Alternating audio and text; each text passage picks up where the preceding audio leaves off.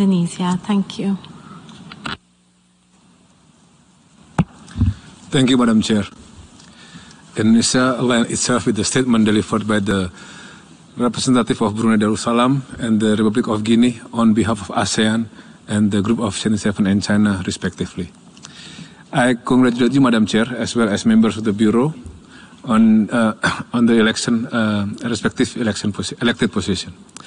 Madam Chair, in the past 18 months, we have discussed at length on the dramatic impact of COVID-19 pandemic to our developmental gains, creating hurdles in our path to achieving goals of the 2030 Agenda. Despite all of this, there is still reason to be optimistic. There is still some positive news. We see 5% growth in developed countries and 6% in developing countries this year. However, the uptick might be short-lived given global disparities in the rate of vaccination against COVID-19, which determines government's ability to safely reopen the economy. In addition, we are also witnessing the worrying trend of vaccine discrimination that undermines our overall effort to build forward better. The economic strength of countries also matters for the strength of recovery, since there are discrepancies between countries' capacity to provide fiscal stimulus. Given these realities, there are some collective goals to support the global economic recovery that the second committee needs to deliberate at this session. Firstly, accelerate the return to the pre-pandemic output levels. Going forward, the macroeconomic responses should be tailored according to country-specific circumstances. Support measures should not be withdrawn prematurely, taking into account the state of the pandemic that countries face.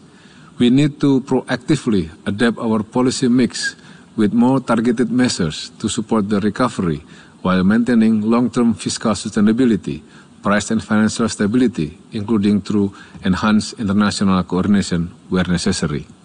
Secondly, focus on creating conditions that promote sustainable and inclusive recovery of our economies. This could be done by helping to restore productivity, creating jobs and incomes, through developing and expanding the digital economy, as well as supporting and facilitating access to finance for MSMEs, including building their capacity for the continuation of their activities. My delegation wishes to recall that 2021 is the International Year of Creative Economy for Sustainable Development. And as we approach the conclusion of the Year of Creative Economy, I would like to thank all the countries that have participated in raising awareness and promoting cooperation as well as networking of the creative economy. Please be advised that this is not the finish line. We are just getting started. Let us ensure that a legacy is left in its wake, where the creative industries are part of creating a more economically prosperous and sustainable future for all of us. Thirdly, building resilience against future crises. In this context, it is crucial for us to focus on efforts to tackling inequalities, strengthening health system, enhancing adaptive capacity, and reduce vulnerability to climate change, ensuring mainstreaming of disaster risk reduction and addressing digital divide. Indonesia is therefore pleased to facilitate some of the draft resolution this year, Science, Technology and Innovation for Sustainable Development, and the Financial Inclusion for Sustainable Development.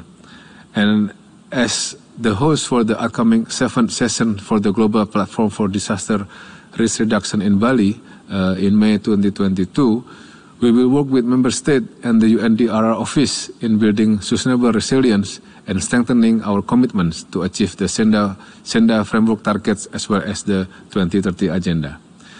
Such cooperation will also be extended for the high-level meeting on the midterm review of the Senda framework in 2023 as the main forum for assessing gaps and challenges for the framework.